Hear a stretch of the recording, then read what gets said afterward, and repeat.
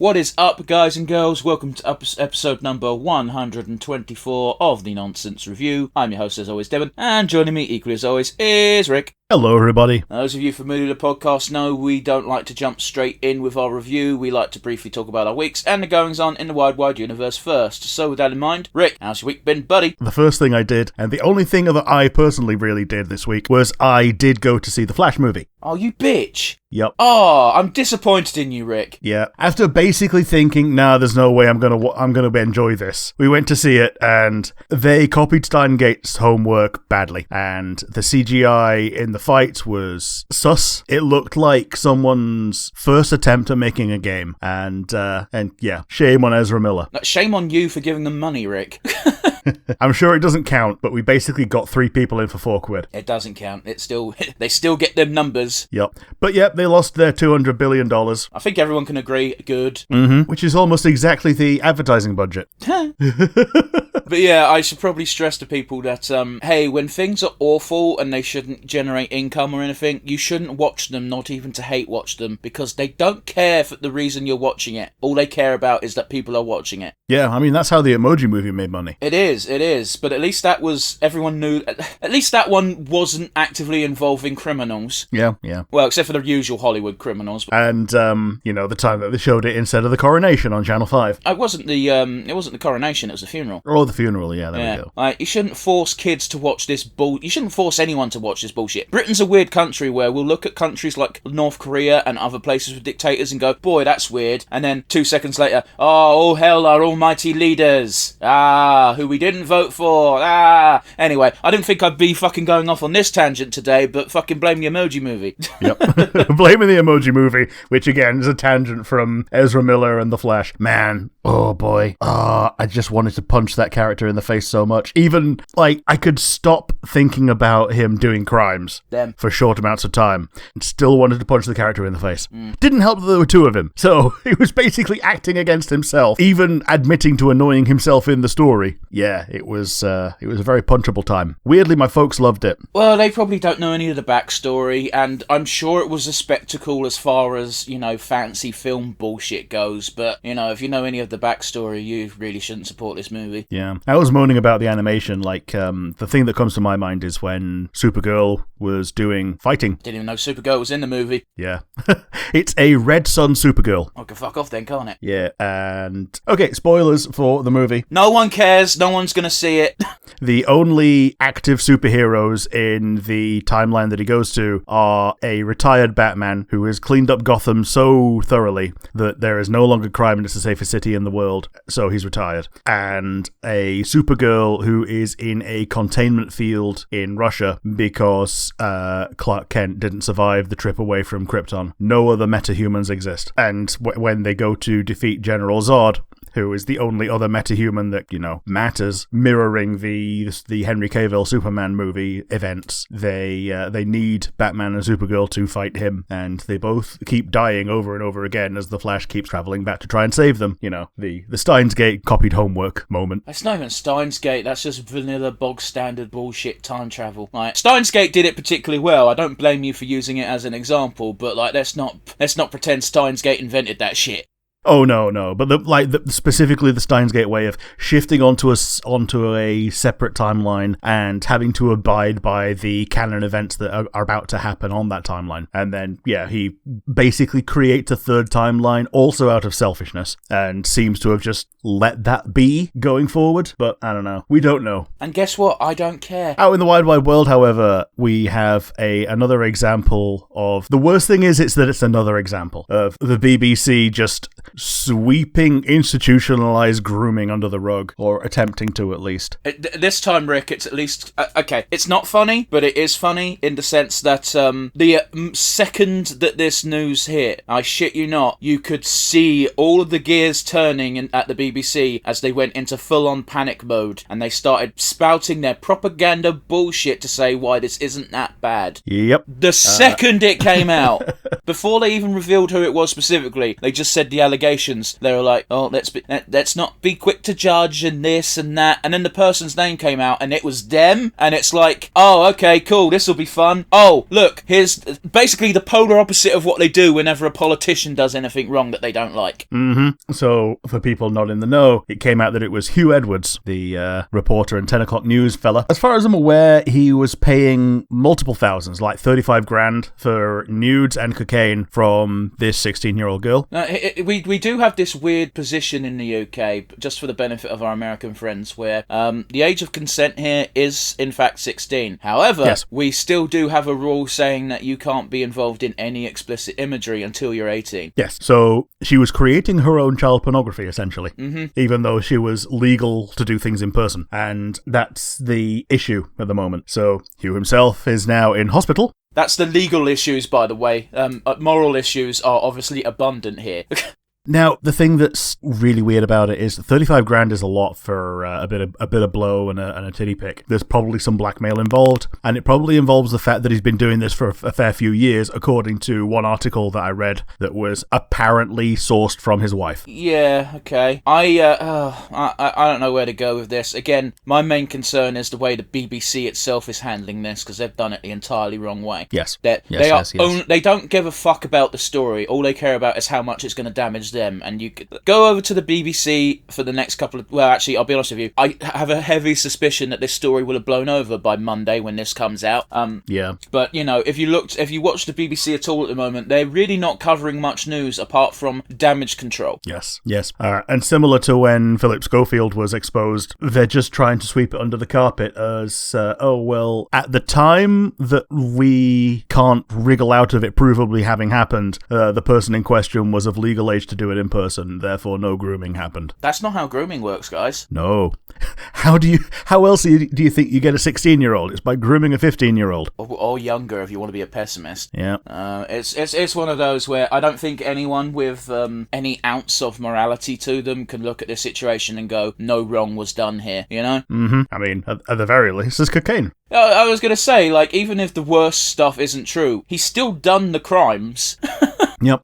One of the things at the moment is, I don't want to make light of mental health issues, I really don't, but it does bother me a lot that it's the old well a lot of people like to go to when they're caught doing something wrong. And I say this specifically because the person in question is in fact staying at hospital at the moment because of an outbreak of depression, and a lot of people are going like, well, maybe this made them do it. Rick, you and I know many people who have depression, sometimes have depressive episodes ourselves. It doesn't make you want to fuck 15-year-olds. Nope. I've got no issue with mental health issues. I really don't. But I do take umbrage with people who may or may not, in fact, have mental health issues and you attempt to use said thing as a shield. I'm sure those cases are few and far between, and the annoying thing is it's impossible to tell one way or another, but being depressed doesn't make you want to fuck children. No. But on the back of that, that's two things to drive up anger, rage, and moaning. The one thing that I saw out in the wide world that is not exactly new, but it's new to me, is Swiss cheese was becoming less holy as filtration processes improved for milk. The foreign particulates were being removed from what was going to be turned into Swiss cheese, and the bubbles that make the iconic Swiss cheese holes were disappearing because, there weren't any particulates.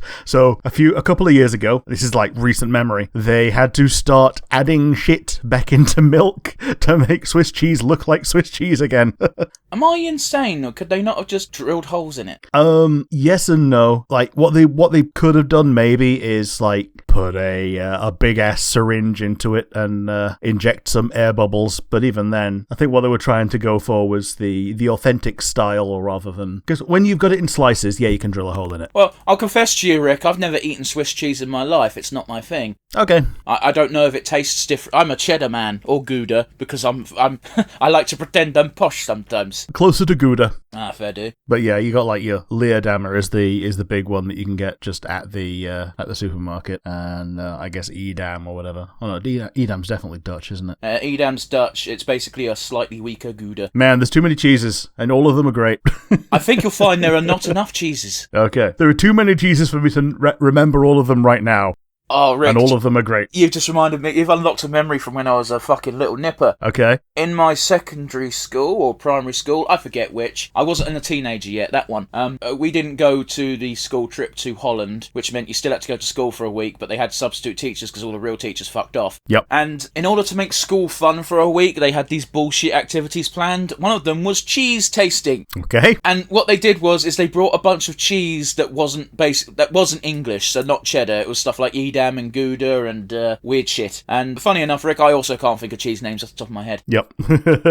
Because I was a young babby at the time, I actually didn't like real cheese. I only liked the processed shit, like Dairy Lee. Oh, yes. Yes. And the substitute teacher at the time said, okay, everybody must try this cheese. The only people who can't try the cheese are people who are allergic. Saying you don't like cheese is not a good enough reason to not eat the cheese. And I was like, oh. And they brought the cheese out, and they were like, are you allergic? And I just went, yes. How the fuck are they going to test me? By force-feeding you cheese and seeing if you come out in a rash. I fucking love that. It's just like, are you allergic? Yes, I'm allergic. Eat this cheddar. Oh, he's dead. I guess he was telling the truth. It's one of those where you ever think back at something you did when you were younger, where like an authority figure basically made you do a thing, and you're like, that wasn't okay, really, was it? Yeah. Then again, half the time, I'm also thinking of how I was a real little shit. Like, nearly every time I go down the World Foods aisle, I remember being 5, and one of the mums sent in a bunch of Asian sweets around Eid for all the kids to try. Do you want to explain to the audience what Eid is? Eid is one of the celebrations that happens in the Islamic faith. There's Big Eid, there's Little Eid. One of them happens at the end of Ramadan. The other one has happened relatively recently in this year. Oh, I learnt something then, because I generally thought it only happened at the end of Ramadan. Yeah, there's 2. Eid al-Adha and Eid al-Fitr, and Eid Mubarak is what you say when someone is celebrating Eid. Sure, but yeah, sweets. And yeah, one of the mums sent these in, and there wasn't enough for the class of 30 people, so obviously the teacher was cutting them up and all that. And I saw this big green one, green being my favourite colour at the time, which, children have favourite colours, sue me. Dude, I'm 31 and I have a favourite colour. Before it could get cut up, I just picked it up and tried to eat it. You stole half a sweet, you little bastard. Yep. However, because I wasn't expecting it to taste the way that it did, I was like, bleh. And I was like, okay, I don't like this. Do you remember what flavour it was? It was like marzipan, but not. Oh, why the fuck would it taste like that? Oh, no. And here's the thing, I like marzipan, but it didn't, I was expecting it to taste like marzipan. It was as if it had, rose water infused into it. Sounds proper posh, but I kind of get what you mean. Yeah, it was, and it had an odd texture, and, I'm sure I would enjoy it today. However, I was 5. You learnt an important lesson, and that lesson is not to be a greedy little shite. Yes. But that's enough about me and mine. How about you and yours? How's your week been, and what have you seen out in the wide, wide world? First things first, let's talk about my week. My week was okay. Very early on in the week, I did some shopping at the local supermarket, and I got cornered by a charity man. When I say I got cornered, I mean I'm an incredibly polite individual, if I do say so myself. If someone starts talking to me, I don't have the heart to just walk away. So I started talking to this guy, and he was like, eventually I just wanted him to fucking leave me alone, as you do. So I was just like, listen, have you got a website I can look at, and maybe I'll give you a couple of quid? And he said, oh, we're not collecting money today. No. And then started spouting some bullshit, and he wanted to sign me up for a newsletter, and I went, okay, sure, here's my email address. And then when once I'd given him my email address, he said, how much money should I put you down for? And I went, what? And he said, yeah, the minimum amount is £8 a month. And I was like, but in my brain I'm thinking, you just said you weren't fucking collecting money. And then I'm also like, you've now lied to me.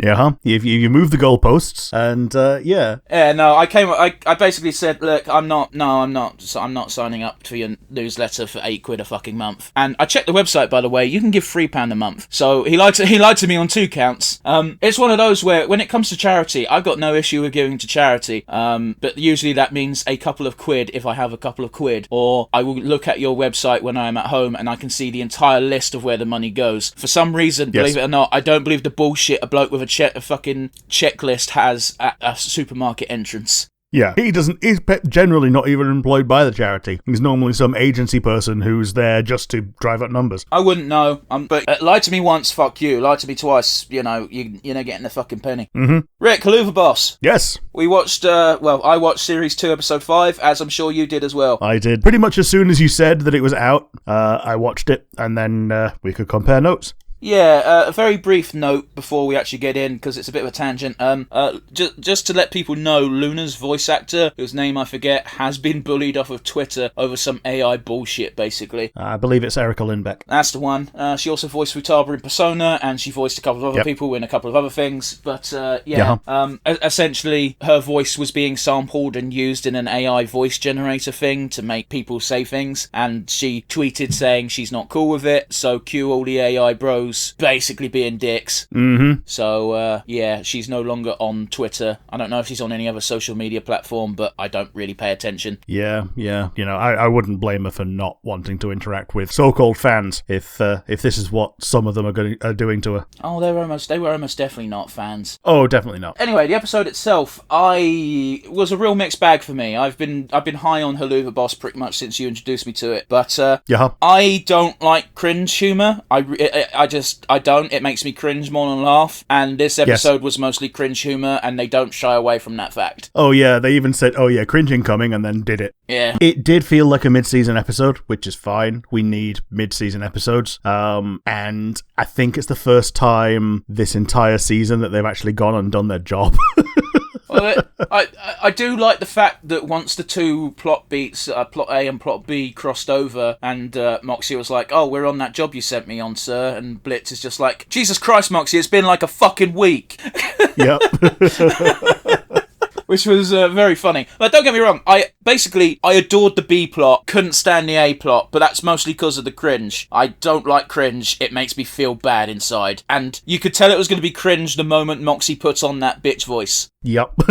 And I was like, oh no, this is going to go so fucking poorly. Oh. Although Millie was killing it as Millard. Oh, absolutely. Don't get me wrong, it's one of those where, like, I was happy for Millie because she was clearly having fun. Felt bad for Moxie, and then a lot of me died inside because cringe. I can't deal with it. Don't know how many times I have to say it. I just can't. It's why I never watch The In-Betweeners. Oh, Jesus, yeah. It's just like, I'm sure it was a funny show, but it relies on cringe humour, and cringe, I can't. Yep, so many of my friend group really adored it, and I politely sat through it, grinding my teeth most of the way. Yeah, I've not watched a lot of it. I will admit the term bus stop wankers is funny. Yeah, bus wankers, yeah. There's a few things. Did you catch the kid that kept getting fucking beat at the volleyball? Okay, go ahead. Did you catch that he did the Yamcha death pose? No. Yeah, that really fucking tickled me. At least the first time. They very quickly ended up in the centre of the earth. Yep. But yeah, during Millie's song, she even mentioned that she got sent dick pics, and that made me not cringe, but feel creepy, because that's a summer camp for kids, and I don't doubt there are creepy counsellors that exist. Oh, definitely, yes. And most importantly, we met Barbie. We did. Boy, did it take about 5 minutes for fan artists to go, yep, drawing that ass. Yep. Well, generally a lot of fan artists will just have a body ready to go, and then they just fill in the blanks when a new, interesting, and relevant character comes to light. Well, we've seen Barbie in her imp form before. It's just as a picture rather than as a character. Sure. Isn't it weird that she has a human disguise but Blitz don't? Yeah. Then again, she comes to the surface to do drugs a lot, so... Not do drugs, deal drugs. Yeah, to deal drugs. And that's the bit that Blitz is okay with. Well, yeah, because they're demons. Yeah. I think my favourite gag of the episode was her revealing the whole reason why she picked that dude was because boys are easy to manipulate, and the human dude's like, hey, and all she does is show her ass just a little bit. And he's just like, I love you. Yep. Observe. But yeah, have you got any thoughts? Other than what we said, I don't think so. Like I said, it was a mid-season episode. Nice to see them doing their job. Conspicuously, no Luna, but again, she showed up at the end, asleep at the desk. I believe that the season 1 finale was recorded quite a long time ago, wasn't it? So that fits in with Erica Lindbeck still being like on hiatus from active voice acting. Well, weirdly enough, it's actually kind of appropriate you bring that up because first of all, it's still in character for Luna to just fucking sleep on a desk and not give a fuck. Oh, yeah, it is. Looking at this episode, she wouldn't have added anything. No. Blitz was doing his own thing, dealing with his sister, and Millie and Moxie went to do an assassination, which, apart from rare occasions, Luna isn't really involved in. Mm-hmm. But yeah, Vizipop, Vivian, I forget her surname, I apologise. Medrano. She did tweet saying that she's sick of people speculating on Erica, because a lot of these season 2 episodes were recorded ages ago. Sure. So before the issues even occurred. Like, that's the reason why Luna's not been in episodes, is because Luna isn't needed in episodes. Sure. That's just what I read on a tweet from the woman herself, so I don't know what more I could add to that. By the by, actors are going on strike. Yes, this is the first double strike, as far as we're aware. It's the best time to strike is when other people are striking. Yes, so the Screen Actors Guild and the Writers, I think was it? Writers of the America. Writers of America, yeah.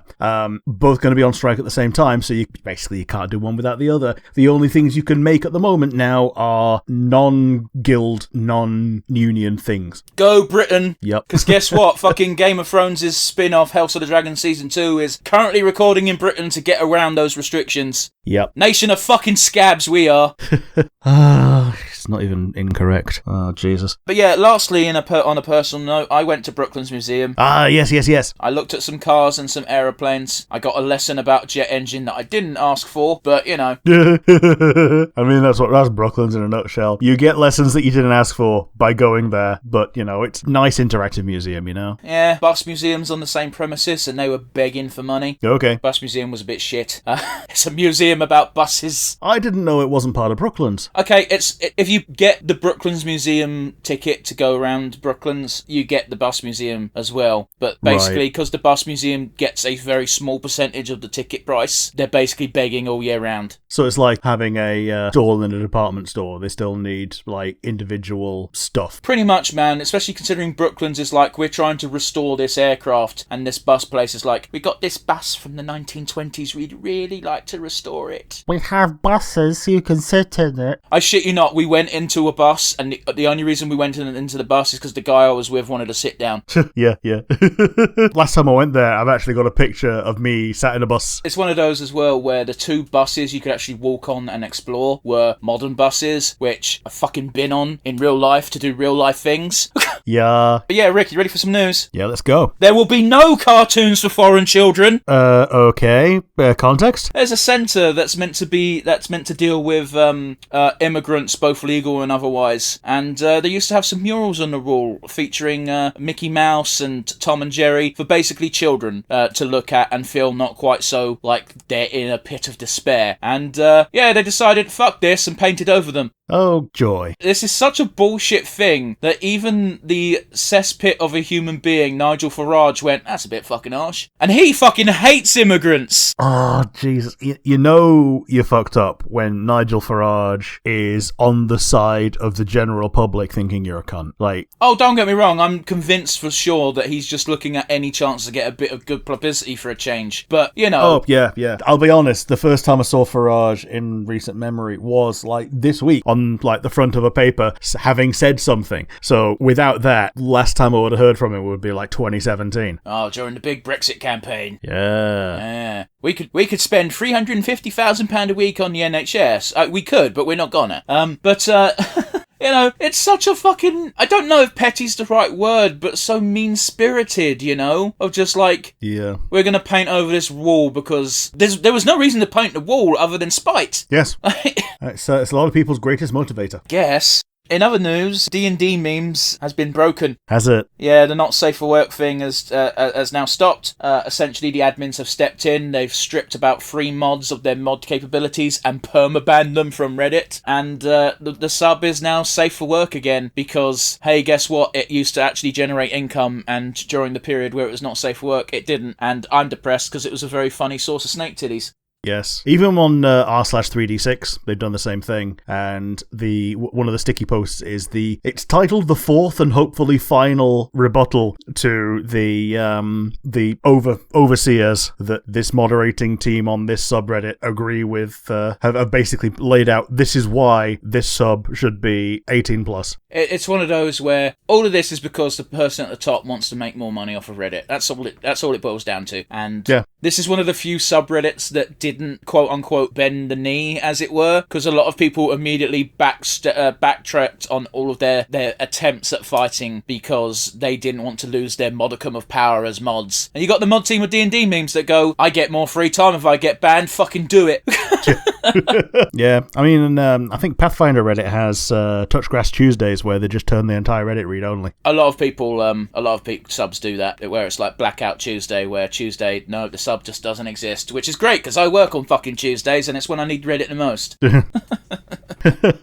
But the thing is, because no one's agreed on one specific thing to try and do, multiple people are doing different things. Well, you got to bear in mind that a big bulk of subreddits are modded by the exact same core 3 people, and they're all in the big admin's pocket anyway, because they like to feel like they're in charge of something. Oh, yes. I'm a full-time Reddit mod, guys. Who gives a fuck?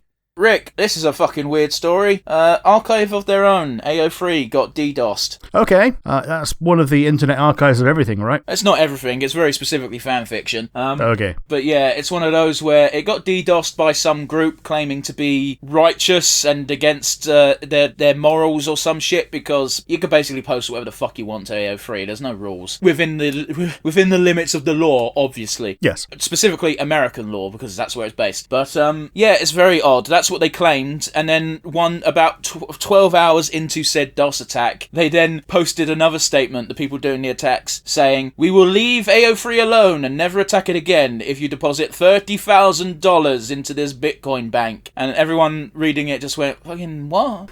Yeah, there's a good way to prove that you're not doing things for righteous means, just slap a price tag on it. Yeah, but it's also even weirder because, like, what makes you think this type of community is going to give you money? It's a non-profit website where the main audience is teenagers. Yes, but audience and creators. I am definitely not the norm. I like to read fanfiction, as you know. I'm definitely not the normal target audience. Yup. It was one of those weird moments where it's like, oh, the archive's down, because I used to like reading a story before going to bed. Not used to, still do. The archive's down. Oh well, goes on to Steam.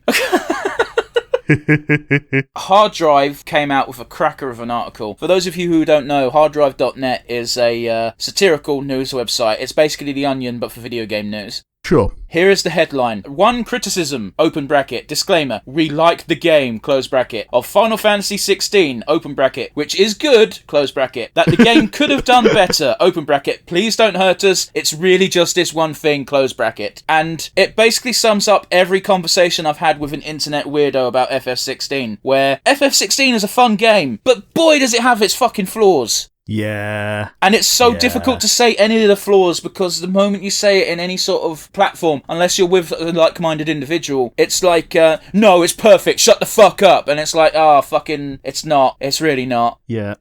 You get immediately strawmanned into anything else that they have heard negative about it. It's one of those where, like, technical aspects are great, like voice acting, everything. It's the biggest problem I have with it is it's formulaic as fuck. Oh, yeah. It's all corridors, which I don't have a problem with, because I like having games that are straight lines.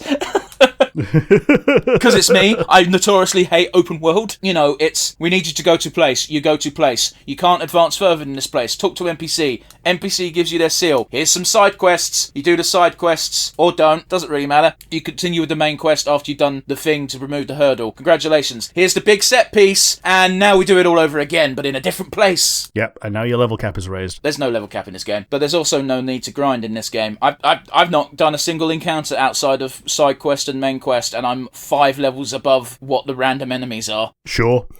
That being said, though, I'm doing side quests as I meet them. I'm doing hunts as they unlock. It's not like, when I say I'm not grinding, I don't mean I'm not doing anything outside of the main story. It's just main story, side story, and the hunt board. That's all you need to do, and you're leveled. Yeah. Rick, are you ready for my final piece of news? Let's go. Nathan Fillion has been cast as Guy Gardner. Okay.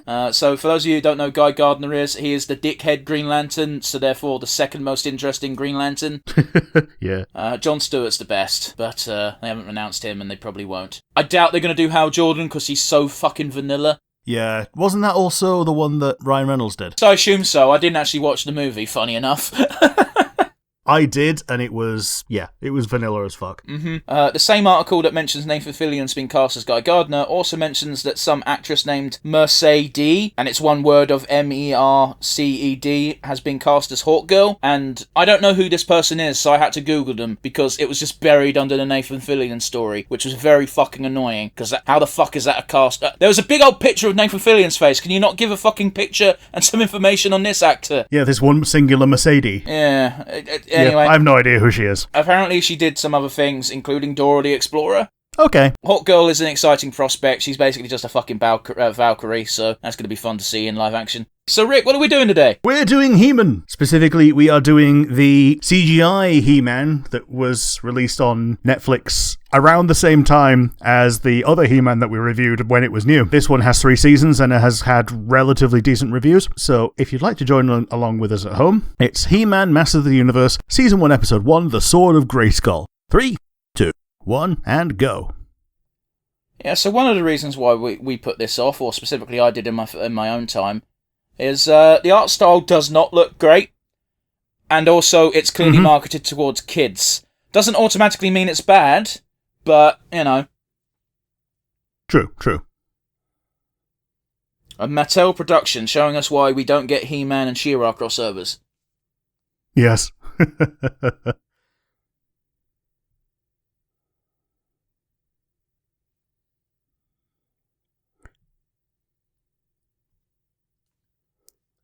So Teela's starting as a villain, I assume. Maybe. Either that, or these villains think that she's on their side.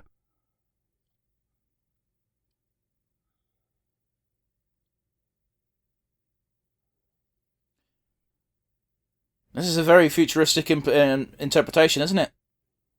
It is, yeah. Not only futuristic, but developed. Because normally you got like little pissant villages and that's where it ends. Outside of Grayskull Castle, which even itself has a little pissant village around the edges. Which Grayskull Castle looks evil as fuck. Yeah.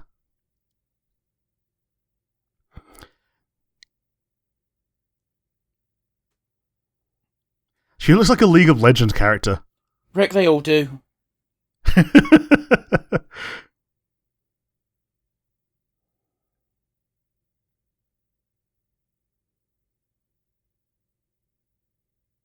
Future sport. Well, they're just inverted football.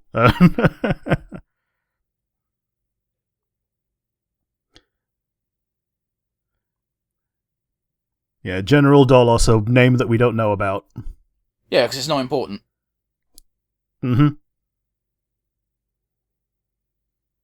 That's even a League of Legends ability.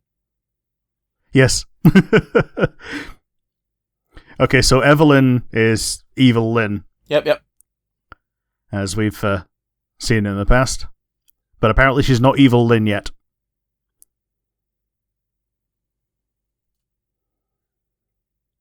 Word witch, fucking hell.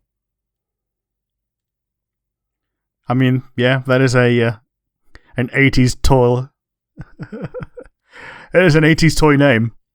Yeah.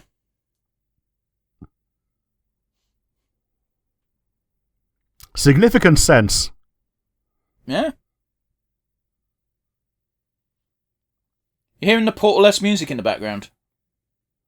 Little bit, yeah.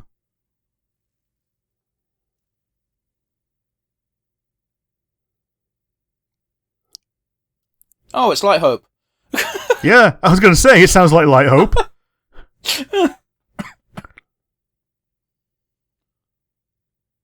You'd have to be a fucking beast just to lift that, wouldn't you? Look how big it is. Yeah. I mean, I think that's part of the point, that you need to be at least non-chump to be able to wield it.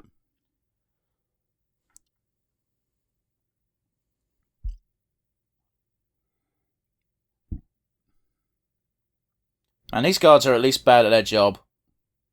They can't turn their helmets round. Or take them off. Yeah, that's the bit that's confusing, right?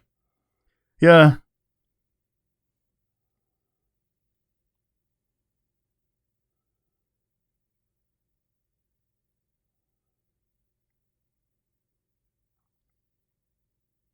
How could they possibly have known that those were evil people? I mean... Oh, they just mentioned Duncan. Okay.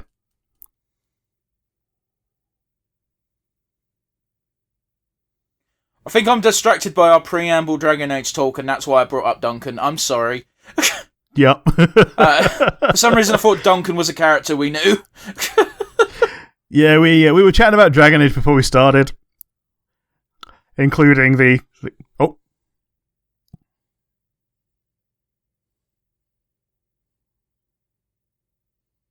Oh, you're far too kind-hearted to be on the evil team.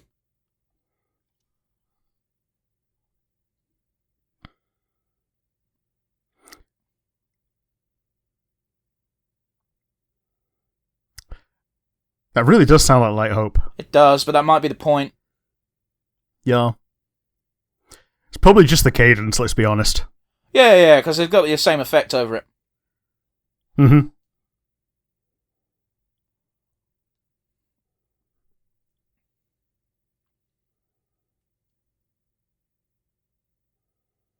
That sounds like Clancy Brown.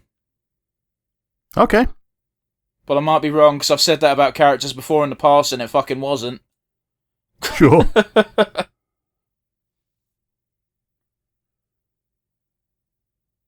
those of you who don't know who Clancy Brown is, Lex Luthor in the old school cartoon. Okay. Also Mr. Krabs.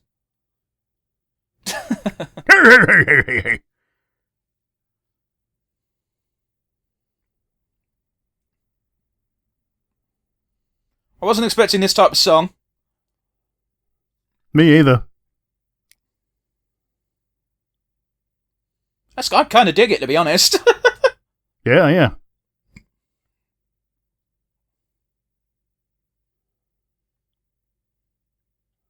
Oh, Skeletor does look cool in this. Yeah, he does. It sounded a bit like Mark Hamill again. But probably not, because of 3 seasons of it. It's also a Skeletor voice. Like, anyone can do Skeletor. You know? Yeah, but specifically it sounded a bit like a Joker laugh. Maybe. Those are a little bit more difficult to do.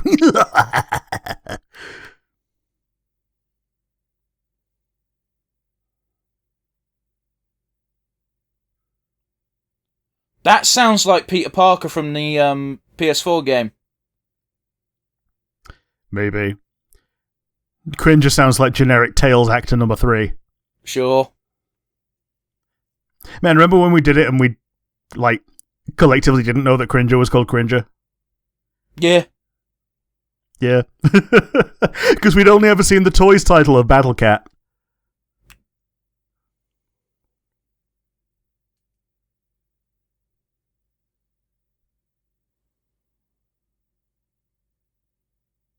I do CrossFit, bro. Could you fucking imagine? Little shit.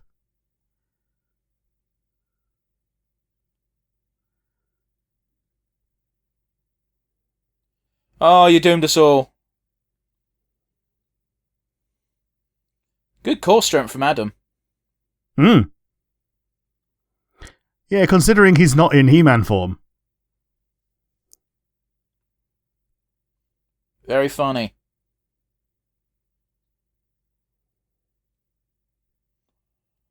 Oh, no.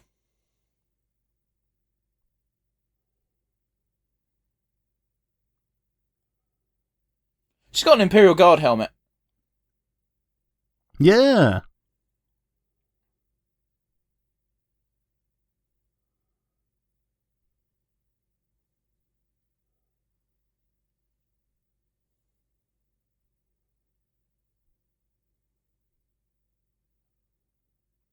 Oh, so that's not Cringer. Okay, yeah, so that's like mini Cringer. Cringer Jr.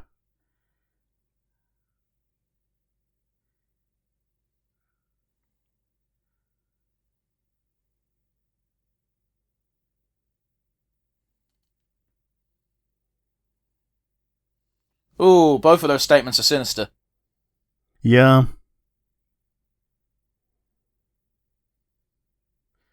I think I know this voice.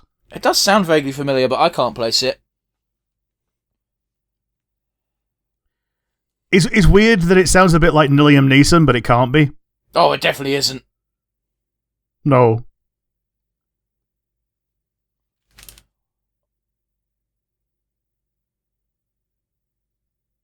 I think you just got a hard on for Aslan.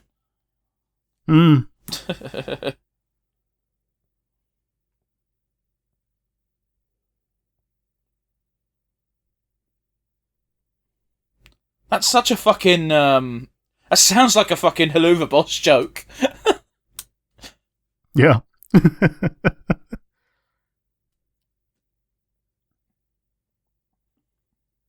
Man, look at this video game level playing out before our eyes. For real, I kind of want to buy it. Yeah.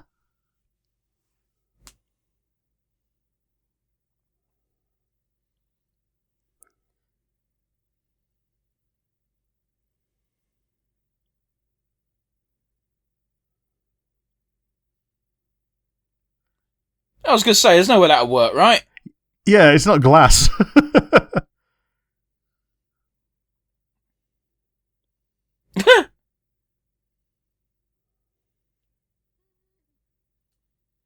I do like how it's closed captions and not subtitles, so you get such gems as exciting music plays. Crass pants. Said grunts, but okay. Oh, grunts, okay.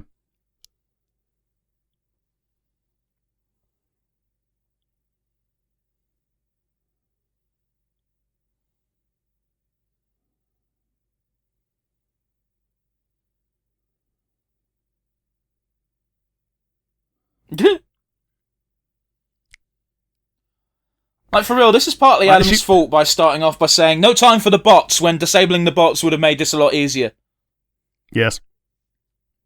Like, she was so close to doing the Spider-Man long-range web bungee kick as well.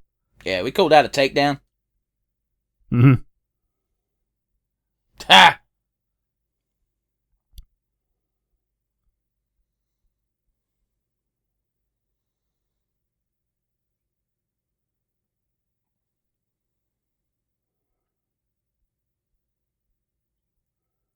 I'm assuming Beastopoid Well, those robots. Is the actual name, but it does sound like the kind of name that someone would make up for something like that. Sure.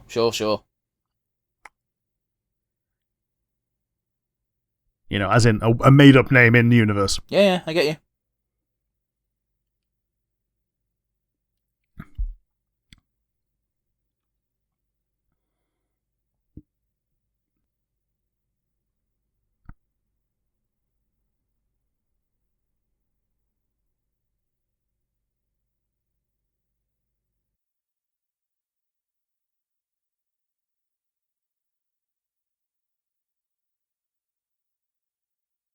Okay. So, okay, yeah, so they're kind of rolling the plot thread of the lost Princess Adora into Lost Prince Adam this time round. It's an easy way to do it, isn't it? Yeah. Did you see that Sonic OC in the tree? I mean, there she is, yeah. Oh no, it's Tila. She does look like a Sonic character on far. Mm-hmm.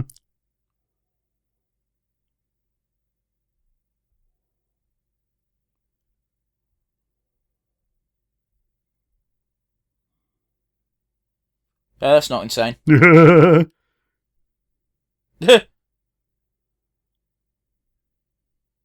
Oh my god, they're adorable. They are. Oh dear. I was really hoping she'd hit her arse on the ground. Oh, it's one of those tribes, is it? Yep. And it's also very definitely out in the universe because we can see the stars. Mm-hmm.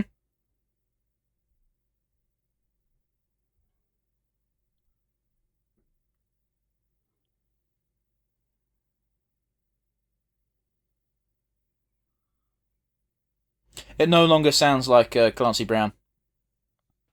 Sure. But at the same time, he can do Mr. Krabs, so I don't fucking know.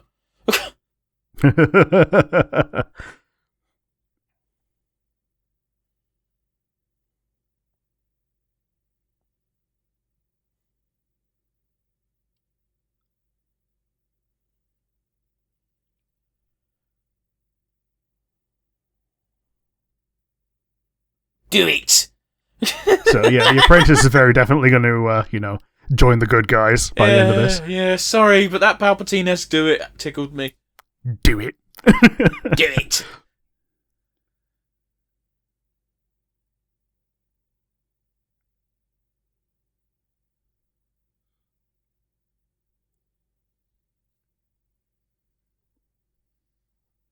No, because there's a magic voice in my head telling me to do things, and no one's going to believe that. Mm-hmm.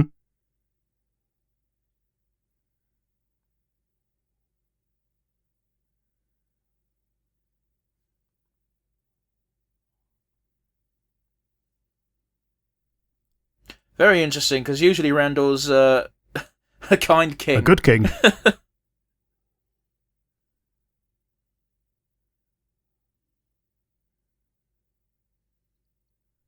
It also appears that there's no Skeletor yet at all. Well, yeah. We're not entirely sure, though, are we? Because he could be pulling the strings on the Ivalra. Yeah, it's possible, but, Evil Lyn is just Evelyn at this point. Yes, she's got some spooky powers, but...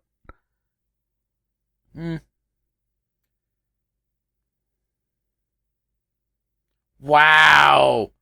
What an old fuck.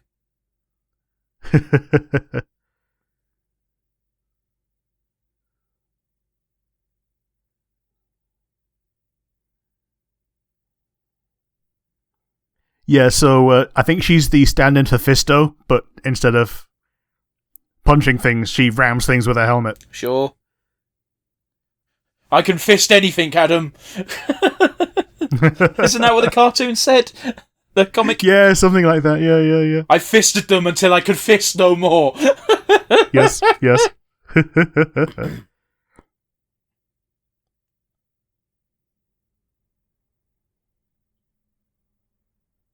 I will say they did a good job in the opening cutscene of making He-Man look like a fucking barbarian.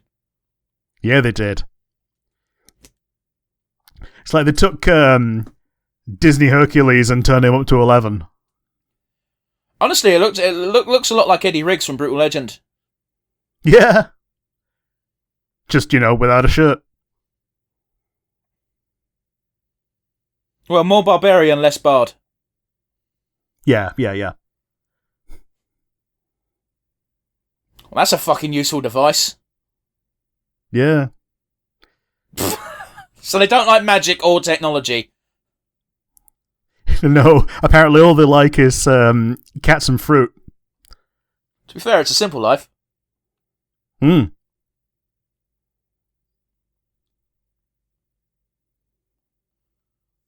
yeah, Duncan's definitely not on board.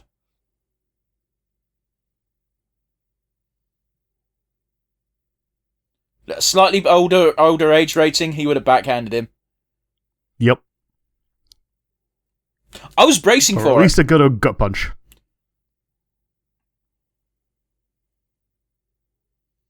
I don't need to, because I'm going to discover that I have the power. Yeah. As long as the voice doesn't transfer to him at this point. True. But he's not actually touched it, so that might be what it needs.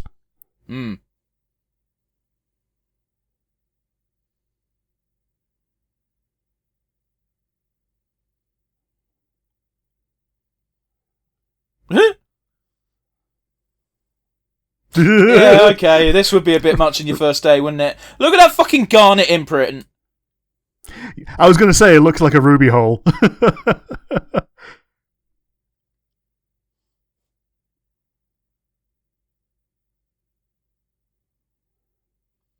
This is a pretty clever plan to come up with on the fly, the fake sword technique.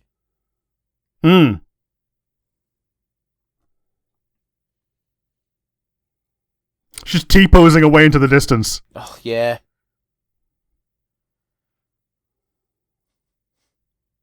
It's an adorable stance, but you got fucking beat, lass. Yep.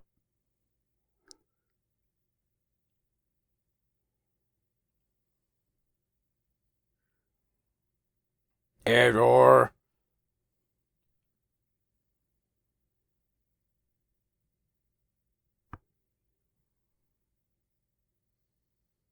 Damn it, I was trying to do the fucking Zatanna thing and trying to see what the spell meant, but unfortunately those rules don't apply here.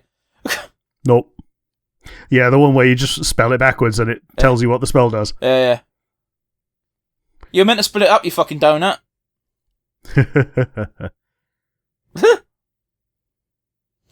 Now that's some upper body strength, because that takes some doing.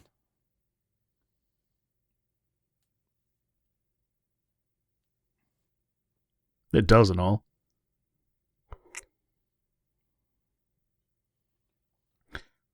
Listen, I'm going to judge this entirely on the I have the power.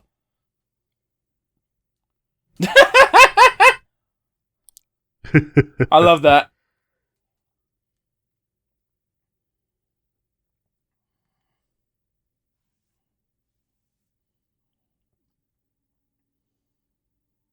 Oh, specifically the armlet as well. Or wrist guard, whatever. It's like his last link to his own old life.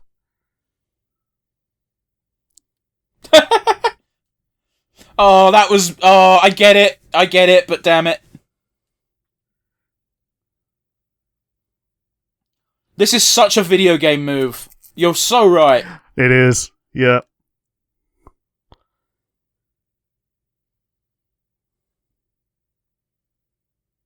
I like the little galaxy effect.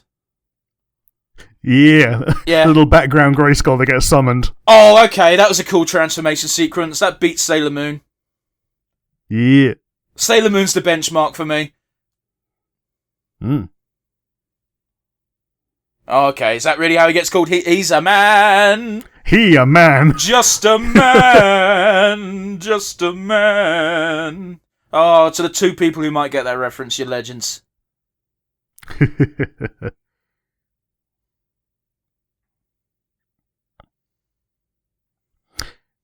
Hey, Snake Rock. Oh my god, that was such a cool transition. Sorry.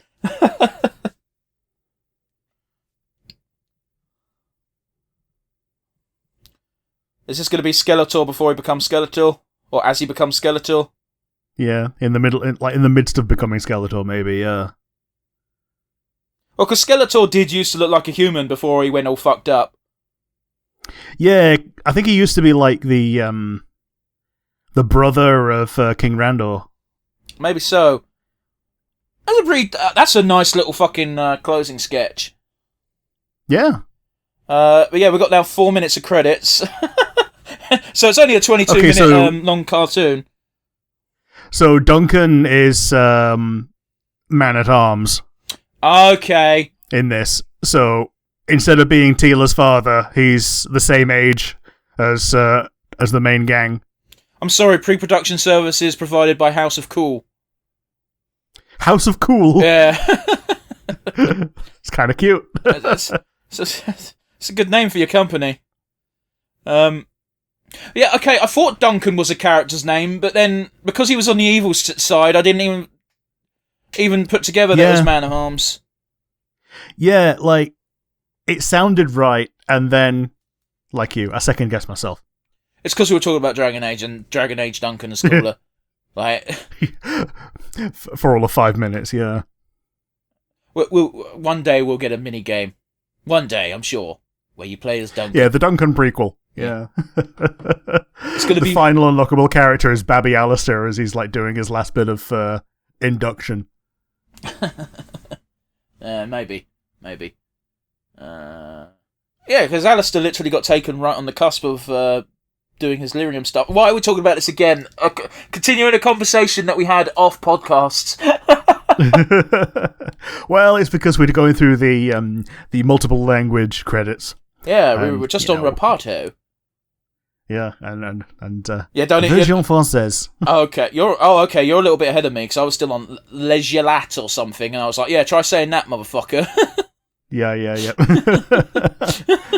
And then the bits in Hebrew, and then the bits in Arabic. Couldn't tell you which one was which. The one that's more square is Hebrew. The one that's more wavy is Arabic. Doesn't really do much for me. But yeah, it's one of those. It's also incredibly quiet during this segment. We got another 2 minutes. How many languages are there in the world? Yeah, I just seen that. I've seen it in Japanese. Casto. Some of these are like full casts with voices. Some of them are just subtitles. And unless you're pausing, they go by so fast for you to actually get any of the fucking names. Yeah. I guess it's just there for you to, if you worked on it, you get to pause it and go, yeah, I did this. Good job, little buddy. The annoying thing is I'm trying to find a particular fucking word, and they keep ordering the names in different orders, so I can't reliably find it in time to read it. I think it's weird that Kitty is just called Kitty, but oh well. That's fine. Keldor is Skeletor's name, pre-Skeletor. Yeah, that sounds about right. That's what I was looking for, by the way, is the guy in foreign is Keldor/Skeletor.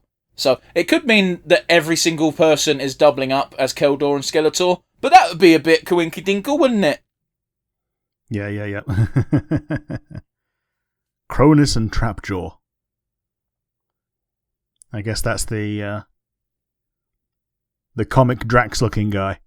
It could be, but Trapjaw's usually got a big metal fucking jaw. Yeah. He might just not have it yet. Oh, that's a fucking grim reality for you. But yeah, that's the end of the episode, Rick. What did you think? It was alright. It was incredibly stylistic. Oh, yeah. It's made me more interested in watching more of it. Not just because of what you said earlier, that it's gotten reasonable reviews, but also the fact that there's, 3 seasons of it, so I can sink my teeth into it. And I'm kind of hooked on it now. Like, it's hooked me in. It's reeled me in. I'm interested to see what they do with these interpretations of these characters. And then again, all the time, I'm just going to be thinking, man, I would play a game of this. How about you? What would you think? Yeah, it was very good. Fucking Yuri Lowenthal did most of the fucking voices in English, if you looked at the cast list. Okay. Including, the titular Adam and He-Man. American voice actor, producer, and screenwriter known for his work in cartoons, anime, and video games. So yeah, he played teenage Ben Tennyson. Yep. Oh, and look at that! Featured in Marvel's Spider-Man series by Insomniac Game. It was fucking Spider-Man from PS4. Yeah. Alright, sorry, that was driving me crazy. But yeah, tangent aside, yeah, I thought it was pretty good. I wasn't very high on the art style by just looking at screenshots and previews, but honestly, watching the show, it was fine. Yeah, it animates a lot better than it looks in stills. Oh yeah, definitely. And I got to be honest with you, it really did win me over with that final transition to the evil lair, where we saw clearly Skeletor emerging. Yes.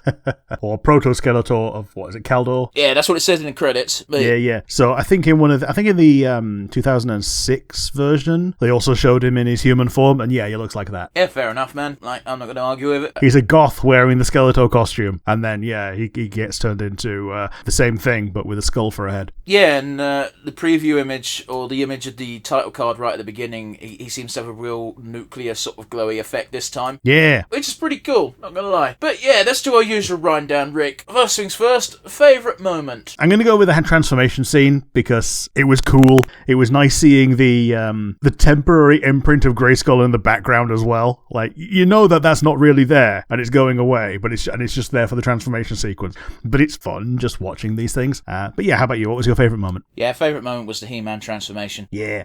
It was cool visually, and I'm not going to lie, the shift between comedic and no, here's the super serious for real transformation a la Sailor Moon was very amusing. Yeah.